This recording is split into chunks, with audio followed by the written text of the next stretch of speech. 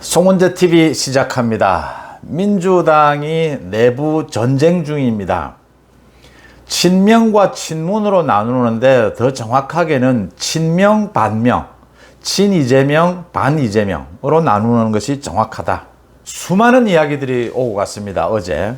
이런 민주당의 내전 상태 앞으로 상당 기간 계속될 것으로 보이는데 가장 핵심은 이재명에게 책임을 물을 수 있느냐 부분입니다. 이재명이 8월 전당대회에 출마하지 못하도록 책임을 물을 수 있느냐. 대선의 패배, 지방선거의 패배. 이 부분입니다. 이 부분의 얘기가 어제도 많이 나왔습니다. 그러니까 민주당의 의원총회, 4시간에 걸쳐서 의원총회도 했고 어제 하루 종일 많은 사람들이 많은 이야기들을 내놓았는데 핵심은 이번 지방선거에서 이재명과 송영길이 어떻게 공천됐느냐라고 하는 부분입니다. 이 부분에 대해서 조사하자. 이 부분에 대해서 조사위원회를 구성해서 책임을 추궁하자. 이게 가능해질 것이냐라는 문제가 핵심입니다. 책임을 제대로 묻지 못하고 이재명이 전당대회에 출마한다면 이재명 당권은 현실적으로 막지 못할 것이다.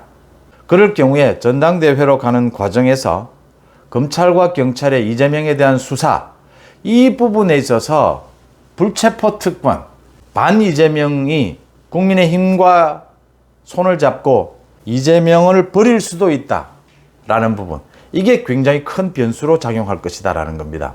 주말 아침 송은재 TV, 아직 구독자가 아니신 분 계시면 구독, 좋아요 버튼 저한테는 큰 힘이 된다는 말씀부터 드립니다. 그러니까 대깨문과 개딸을 많이 비교를 합니다. 대깨문은 그러니까 문재인이 민주당 당권을 장악하고 대선에서 졌던 문재인이 민주당 당권을 장악하고 대통령이 되는 과정에서 결정적으로 문재인 자신이 양념이라고 표현을 했는데 문재인의 강성 지지층이었죠. 대깨문. 이 대깨문을 이용한 문재인의 대권 도전. 꼭 마찬가지로 이재명이 자신의 개딸들, 개혁딸이라고 하는데 사실은 천방지축딸, 이 개딸들을 활용을 해서 또 남자는 양아들이라고 하는데 개딸로 표현할 수 있겠죠. 이 개딸들을 이용해서 당권을 질 수 있느냐. 대선에서 패배했으면서도 또 대선 도전의 길을 닦을 수 있느냐. 이 부분이 핵심입니다. 이재명이 현실적으로 당권에 도전을 한다면, 당대표 선거에 나선다면 막기가 힘들 것이다. 이 같은 응집력, 뚜렷한 또 차기 대선 주자가 없는 상황에서 차기 권력에 대한 이 집중력 때문에 막기가 힘들 것이다.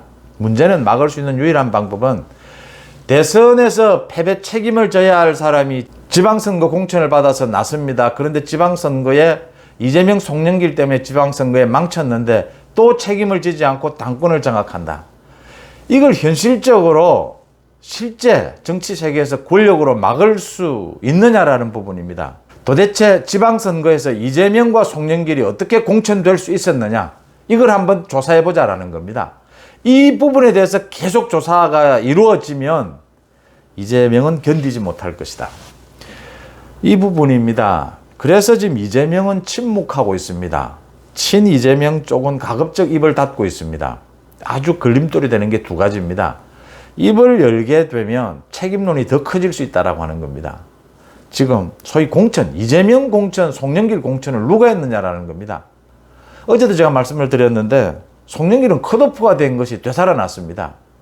이재명은 인천 계양을로 가는 부분은 비대위원들도 모르는 사이에 결정이 됐다는 것이죠. 어떻게 이게 가능하냐. 이 부분에 대해서 책임론이 더 커질 수 있다. 이재명이 입을 열면. 또 하나는 이 과정에서 사실은 민주당이 당이 쪼개질 것이다 라고 보기는 좀 힘듭니다. 지금 비대위를 또 만든다라고 하는데 유인태를 하느냐, 이상민을 하느냐, 누구를 하든지 간에 당이 쪼개지는 상황까지는 가지 않을 것이다. 그렇지만 반 이재명이 호락호락 여기서 그냥 물러서지는 않는다라고 하는 부분입니다. 정치적 목숨이 걸렸기 때문입니다. 그런 반 이재명이 이재명의 발목을 잡을 요인은 뭐가 있느냐? 방금 말씀드린 지난 지방선거에서의 공천, 이 부분을 물고 늘어지고 조사위원회를 구성하든지, 그 다음 또 하나는 앞으로 이재명에 대한 검찰과 경찰의 수사가 본격화되고 소환 조사가 일어나고 이재명에 대한 신병 확보를 위해서 검찰과 경찰에서 국회에 동의안을 요청했을 경우에 이거 국회 본회의에서 찬반 투표로 결정이 됩니다. 과반수를 넘어야 됩니다. 반 이재명이 국민의힘과 손잡고 이재명을 버릴 수 있다라고 하는 부분입니다. 이재명 자신도 수도 없이 떠들었습니다. 불체포 특권 뒤에 숨지 않겠다. 방탄국회로 활용하지 않겠다. 명분도 있고 실리 면에서도 이재명이 정말 당권 도전에 나서면 반 이재명 쪽에서 이재명의 검찰과 경찰로부터의 방탄, 협조해주지 않는 방법, 그냥 쉽게 이재명을 버리는 방법을 쓸 수 있다. 여기에 지금 이재명이 아픈 부분이 있는 겁니다. 여기에서 이재명이 지금 함부로 나서지 못하는 부분입니다. 명분으로도 지금 대선에서 졌고 지방선거 졌고 그 책임을 져야 될 이재명이 또 당권을 잡겠다. 이게 문재인과는 다른 부분이죠. 그러니까 문재인은 1년 반 정도의 기간을 둡니다. 그러니까 이 자성의 기간, 반성의 기간, 정치에서 이걸 두지 않으면 역풍을 맞게 되거든요. 이재명이 너무 서둘렀다라고 하는 부분이죠. 정치에서 뭐 역사가 되풀이되느냐 아니다, 뭐 발전하느냐 여러 가지 논쟁이 있지만 문재인이 대깨문을 이용해서 당권을 장악한 이 강성 지지층을 이용한 이 정치가 얼마나 나쁜 폐해를 낳았느냐. 문재인 정권의 몰락이 대깨문 때문에 왔다라고 하는 것인데 또 이재명이 똑같은 방법으로 그것도 문재인보다 더 조급한 방법으로 더 거친 방법으로 개딸을 이용해서 당권을 장악한다. 이게 성공 가능성이 있느냐.